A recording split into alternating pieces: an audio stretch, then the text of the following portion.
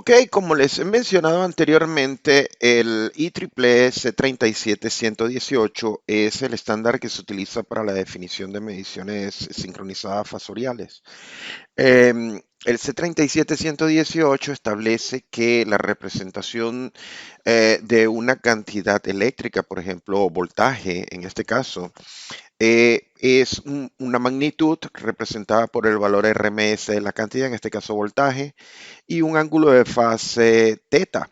Entonces, fundamentalmente lo que tenemos que entender es que este estándar define la representación de una variable eléctrica como el voltaje, considerando lo que es la magnitud en función en términos RMS del valor de la señal en el tiempo y de teta, que es el ángulo del voltaje, ¿ok?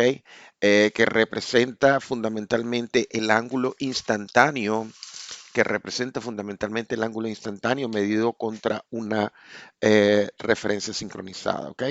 En las unidades de medición fasorial, esta referencia sincronizada se crea a partir de utilizar el sistema satelital de posicionamiento que nos da una medida del tiempo con una exactitud tremenda y a partir de ahí es que efectuamos la medición sincronizada. Pero en este curso estamos interesados en la frecuencia, entonces el mismo estándar C37118 define que la frecuencia de esta señal alterna, de esta señal de voltaje, por ejemplo, puede ser definida en función del argumento de la función instantánea en el tiempo. Entonces, este mecanismo que se utiliza para calcular la frecuencia es fundamentalmente calcular la derivada o la rapidez de cambio del ángulo. Entonces, fundamentalmente el C37118 lo que está diciendo es que la frecuencia es calculada, por lo tanto nosotros la llamamos frecuencia no pura, porque es una frecuencia que se obtiene a partir de un procesamiento de señales. Y segundo, que la frecuencia la define como la rapidez de cambio del ángulo. Entonces, este método fundamentalmente lo que hace es calcular esa, esa rapidez de cambio, ¿ok? Ahora, la pregunta interesante es, cuando uno está trabajando con señales, cuando uno está trabajando en el análisis continuo, es decir, uno considera t como el tiempo, como una variable continua, ok, está bien, uno puede utilizar la derivada. Pero en la realidad, cuando nosotros estamos trabajando con dispositivos físicos reales, hay limitaciones.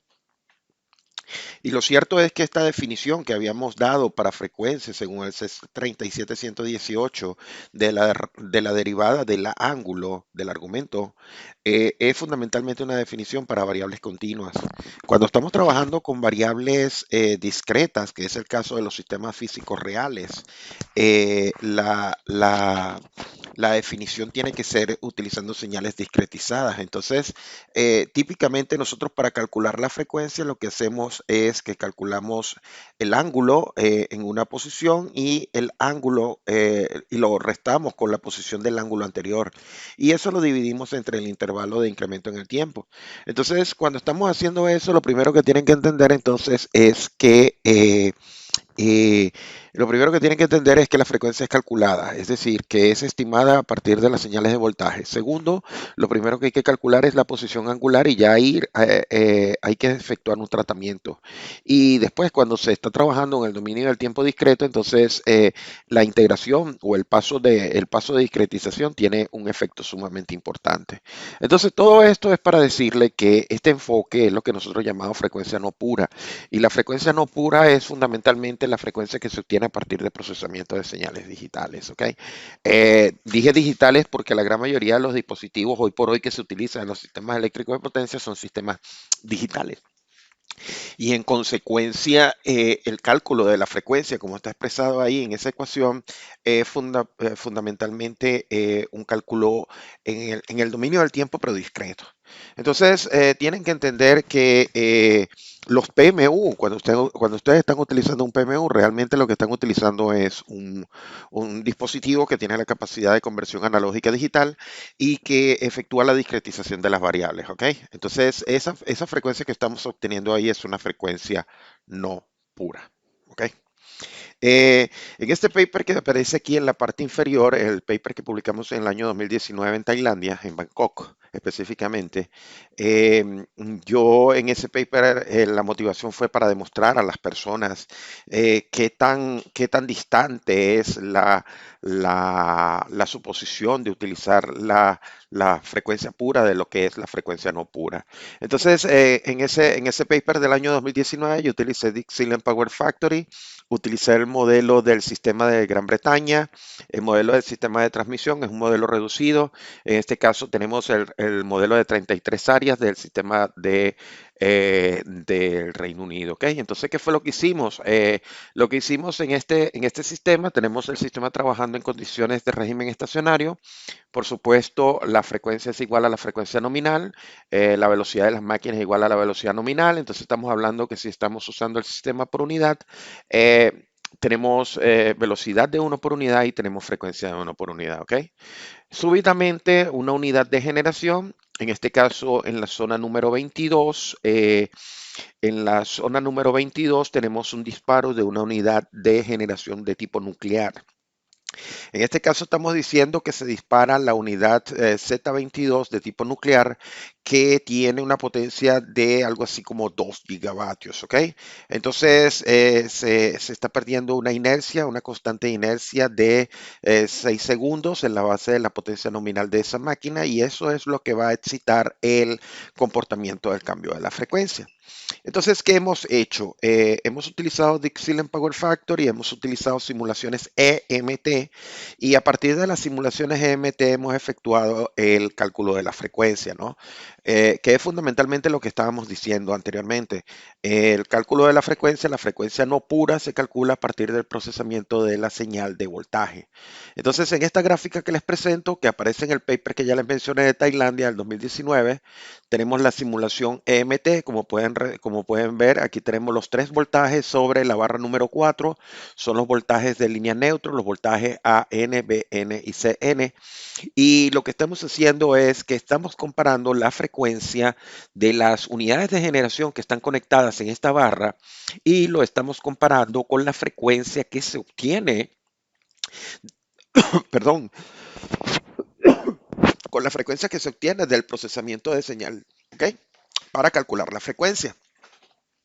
En color azul, entonces en color azul tenemos la señal que representa la frecuencia pura, es decir, la obtenida a partir de la velocidad de giro de las máquinas sincrónicas. Y en color rojo tenemos lo que denominamos la frecuencia no pura, que es la frecuencia estimada, ¿ok? Si se dan cuenta, el punto inicial, punto final, típicamente coinciden, ¿ok? Tenemos el mismo punto inicial aquí, tenemos una frecuencia de 1 por unidad, ocurre el transitorio, inmediatamente después hay un transitorio y al final, después del transitorio, tenemos la misma frecuencia en régimen estacionario. Pero el problema no es ni la frecuencia inicial ni la frecuencia final. La frecuencia inicial en régimen estacionario y la frecuencia final en régimen estacionario son las mismas. Van a coincidir, no hay ningún tipo de problema. Donde está el problema es en el régimen dinámico. Porque si ustedes ven aquí la velocidad de la máquina, ustedes pueden ver cómo la velocidad de la máquina cae abruptamente. Y debido a que la velocidad de la máquina cae abruptamente, la frecuencia también lo hace. Si nosotros calculáramos el ROCOF en ese momento inicial, va a ser tremendamente diferente el ROCOF calculado con la señal azul, que es la velocidad de giro de la máquina, versus la frecuencia calculada, el ROCOF de la frecuencia calculada con el método de procesamiento. Entonces, este paper fue fundamentalmente para atraer la atención de las personas que entiendan que la frecuencia puede tener diferentes formas y todo depende de la forma en que se obtenga la frecuencia. Ustedes, los usuarios de Dixieland Power Factory, tienen que estar muy en cuenta que cuando se utiliza la señal de frecuencia en una barra de voltaje, esa frecuencia se calcula a partir de la diferencia de ángulo, del trazo, de la dinámica del ángulo. Entonces, es importante que estén familiarizados cuáles son las implicaciones de utilizar la frecuencia pura, que es la velocidad del rotor de las máquinas, y la frecuencia asociada al procesamiento procesamiento de las señales de voltaje, ¿ok? El procesamiento de la señal que hemos estado mencionando es fundamental el proceso que estamos mencionando aquí. Esta es la ecuación que aparece en el estándar C37118. Fundamentalmente nosotros lo que tenemos es un eje de referencia que está girando a la velocidad sincrónica y lo que hacemos es que cuando este radiovector de voltaje está girando, tomamos la posición angular en un tiempo y un tiempo después.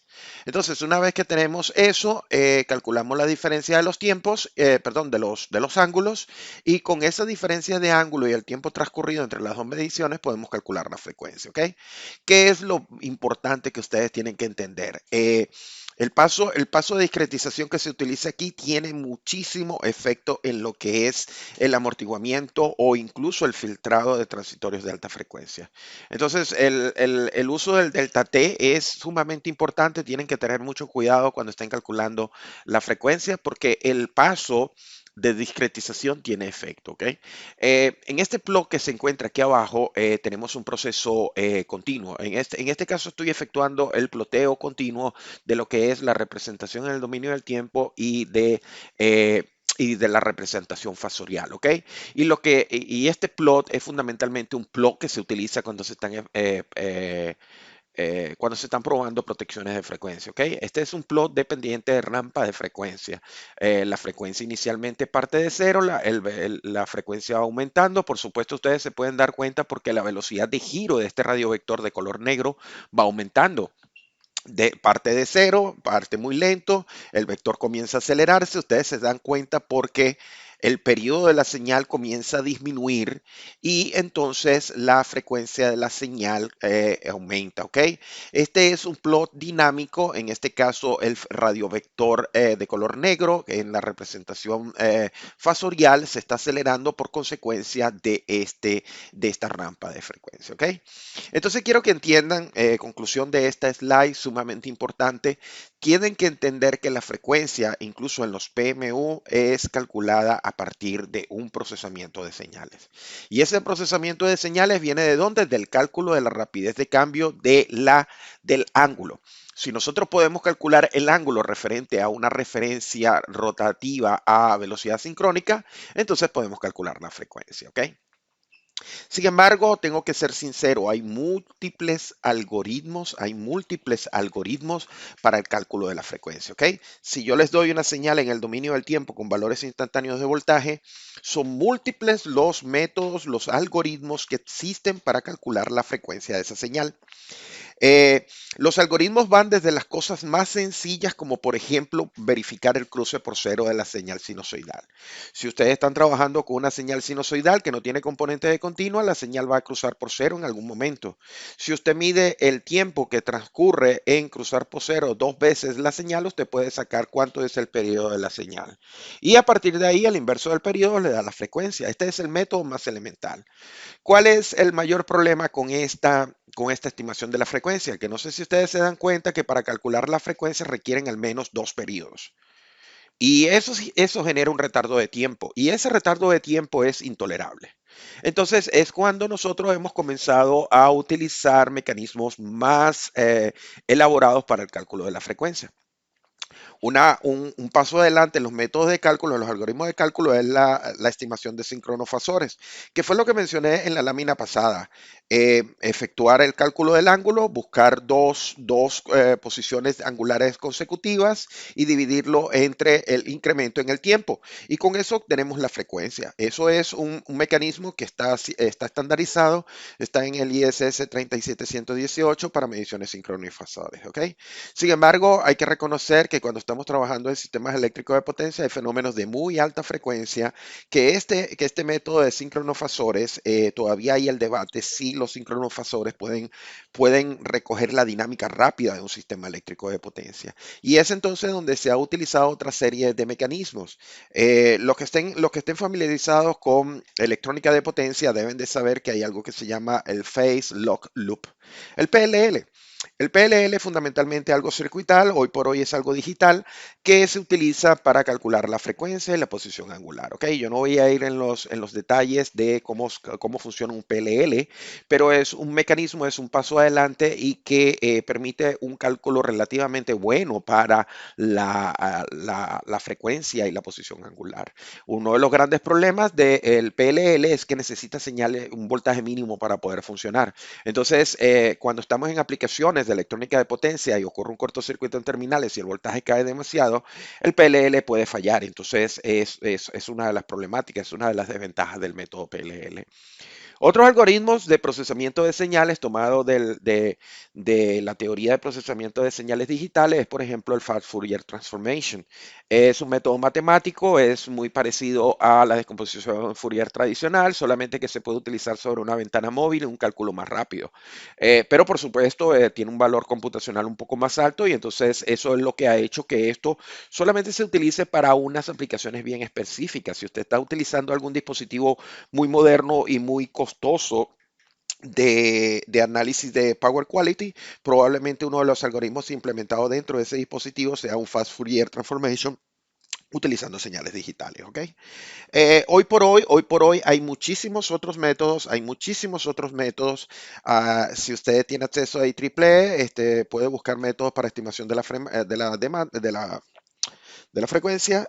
Hay muchísimos algoritmos. Está desde el wavelet, está el least square error, Kalman filter, Newton type, etcétera, ¿ok? Virtualmente en la literatura científica usted va a encontrar un sinnúmero grande de algoritmos para estimar frecuencia, algunos con muchísimas ventajas y desventajas, pero fundamentalmente estos métodos que le menciono, uno de los grandes problemas que tienen es la carga computacional, ¿ok? El tiempo, la velocidad de cálculo y ejecución puede ser grande. Y, ok, si usted está haciendo simulaciones fuera de línea, si usted tiene un sistema con mucha inercia, ok, usted puede tomarse tiempo para tomar una decisión. Y parte del tiempo de tomar en esa decisión viene la captura y el procesamiento de la señal para obtener la frecuencia. Pero si usted está en un sistema de baja inercia, el sistema tiende a acelerarse muy rápido y en consecuencia es ahora un reto tomar las decisiones dentro de una escala de tiempo suficientemente corta. Entonces, estos métodos, waveless, etcétera, se transforman en un challenge cuando usted está trabajando en operación de real time, ¿ok? No quiere decir que no se hayan implementado en real time. Sí hay algunos de ellos que se han implementado en real time. El problema es el costo del hardware para poder hacer esto, ¿ok? Pero como quiera que sea, hay muchísimos métodos para calcular la frecuencia, hay muchos algoritmos para calcular la frecuencia. Eh, Fundamentalmente hay un gran problema, que la frecuencia, como les decía, la frecuencia inicial y la frecuencia final, típicamente no hay problema. En steady state la frecuencia inicial y la frecuencia final van a coincidir, pero donde está el problema es durante el transitorio de la frecuencia. En esta figura que les estoy presentando los resultados de comparar tres algoritmos de estimación de la frecuencia, utilizando un procesamiento de señales a partir de la señal de voltaje. Entonces, uno de los grandes problemas es que si ustedes ven la gráfica, hay, hay una variedad bien diferente de lo que es el valor instantáneo de la frecuencia durante el transitorio. Si ustedes se dan cuenta, la señal roja cae aquí inmediatamente después del transitorio, un valor bastante alto, luego estaría el valor azul y luego estaría el valor negro. ¿Cuál es la conclusión y qué es lo que quiero yo llamarlo? Llamarlo ustedes a la reflexión. Bueno, lo que quiero llamarlo a la reflexión y que entiendan es que fundamentalmente fundamentalmente, cuando estamos trabajando en estimación de la frecuencia, el algoritmo que se utilice tiene implicaciones y pueden ser implicaciones serias para lo que es el cálculo final de la frecuencia. Y si tenemos diferentes cálculos de la frecuencia, eso puede ser un problema, ¿ok? Porque unos equipos pueden estar viendo un comportamiento de la frecuencia muy diferente a lo que otros equipos estarían mirando, ¿ok? Para que entiendan un poco, para que entiendan un poco más este fenómeno, fíjense lo siguiente. Eh, En este caso tenemos un transitorio de la frecuencia. El transitorio de la frecuencia realmente comienza aquí. Estamos en frecuencia de 50 Hz, se produce un cambio de la demanda, la frecuencia tiende a disminuir, baja a más de 48, etcétera, y luego se recupera. Ahora, ¿cuál es el problema? ¿Cuál es el otro problema que les quiero mencionar? Cuando yo les hablé de la estimación de la frecuencia utilizando el C37-118, les dije que el denominador de la función, este delta t, tiene un impacto muy grande. Y es que la ventana que se utilice para el cálculo de la frecuencia tiene un impacto muy grande. Y ese impacto muy grande puede resultar en filtrar fenómenos transitorios. En este caso, la señal roja y la señal azul son el mismo fenómeno transitorio. Ocurrió una perturbación en un sistema eléctrico de potencia. ¿Cuál es la diferencia entre la señal roja y la señal azul? Fundamentalmente lo que se utilizaron fueron dos tasas diferentes de muestreo. Una utiliza un high sampling frequency, lo que quiere decir que se toman más puntos por segundo, y el otro utiliza un low sampling frequency, lo que quiere decir que son menos puntos por segundo. ¿Qué sucede? Que el transitorio, si usted utiliza múltiples puntos, usted se va a poder dar cuenta que hay un transitorio de alta frecuencia aquí al comienzo del transitorio. Inmediatamente después que se genera la perturbación en el sistema eléctrico de potencia, inmediatamente el sistema oscila de una manera con frecuencia alta. El problema es que si usted utiliza un paso de integración muy alto, entonces el algoritmo no va a tener la forma de ver esa perturbación. Es algo que ustedes tienen que entender. El paso de discretización, el paso de medida, el tamaño de la ventana de medida tiene un efecto sumamente importante en los resultados. ¿Ok? Ahora, la pregunta es, ¿ese transitorio de frecuencia de muy alta frecuencia vale la pena que lo observemos? Porque sepan y entiendan que cuando se utilizan dispositivos de medición de alta velocidad de muestreo, se está capturando múltiples puntos por segundo. Eso quiere decir que el dispositivo tiene que ser mucho más rápido y eso significa dinero. Pero por otra parte, además de significar dinero, significa que el volumen de data que se está generando es mucho más grande. Entonces, la pregunta fundamental desde el punto de vista de operación de sistemas eléctricos de potencia es, para tomar una decisión, yo necesito un high o un low sampling. Entonces, ahí es donde ustedes se dan cuenta que en los esquemas de adquisición de medidas y en los esquemas de protecciones hay diferentes sampling frequency, ¿ok? En la siguiente tabla, lo que quiero hacer, lo que quiero mostrarles es que la estimación de la frecuencia tiene un gran impacto en lo que es el tamaño de la ventana de medición, ¿ok? Dependiendo de la aplicación donde nosotros nos encontremos, nosotros podemos utilizar una ventana de tiempo más grande o más pequeña. Y eso significa también más dinero o menos dinero en las unidades de procesamiento. Pero por supuesto, utilizar una ventana más grande o una ventana más pequeña, además de tener un impacto sobre el resultado final del cálculo, también tiene un impacto sobre la calidad o la precisión de los resultados. ¿Ok? Entonces, en esa tabla que les presento, quiero que entiendan esta tabla. Esa tabla fundamentalmente lo que hace es presentar una serie de aplicaciones como la aplicación de protecciones, como la aplicación de control local, la aplicación de control centralizado, etcétera. Y los principales indicadores son, ok, cuánto es el tamaño de la ventana que podemos utilizar y cuánto es la precisión que necesitamos. Entonces, si nos vamos a esa ventana, si nos vamos a esa tabla, perdón, nos vamos a dar cuenta que las protecciones requieren una ventana de tiempo bastante rápida o muy pequeña. Si se dan cuenta, la ventana para el sistema de protección es alrededor de 90 milisegundos. ¿Cuál es la razón? Nosotros tenemos que tener una señal y esa señal tiene que ser suficientemente rápida para que tomemos acciones y limitemos los daños en los equipos. Sin embargo, la precisión de esa señal no tiene que ser tan grande. Porque realmente lo que nosotros queremos es identificar una situación maligna y aislarla lo más rápido posible. Entonces, si ustedes se dan cuenta, la precisión de esa señal es aproximadamente 30 milihertz. ¿Dónde podemos tomar más tiempo?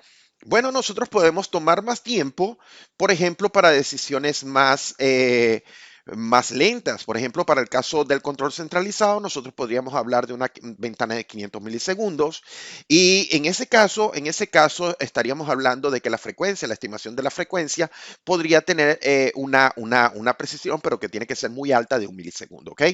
Desviaciones más grandes en el AGC de 1 milisegundo pueden causar varios problemas, tanto económicos como técnicos, pero que va más allá del alcance de este curso.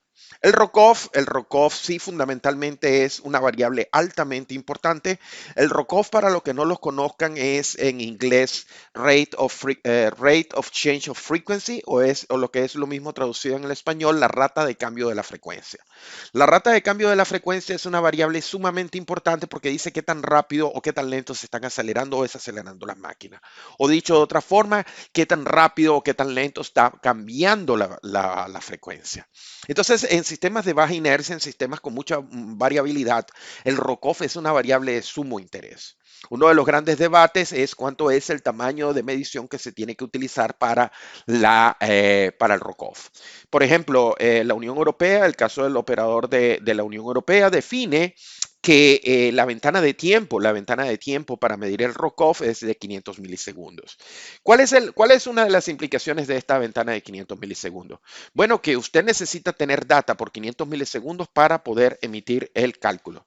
Eso quiere decir que si usted tiene un cambio en la señal, usted tiene que esperar 500 milisegundos, al menos 500 milisegundos, porque después hay un tiempo de cálculo y procesamiento. Al menos usted necesita esperar 500 milisegundos para obtener el ROCOF. En el mejor de los casos, digamos 500 milisegundos. Eso quiere decir que eso es una eternidad en algunos sistemas, ¿ok? Entonces, regresando a esto, les recomiendo que fundamentalmente tengan en consideración que dependiendo de la aplicación que ustedes tengan, el tamaño de la ventana y la precisión son dos variables fundamentales al considerar la frecuencia.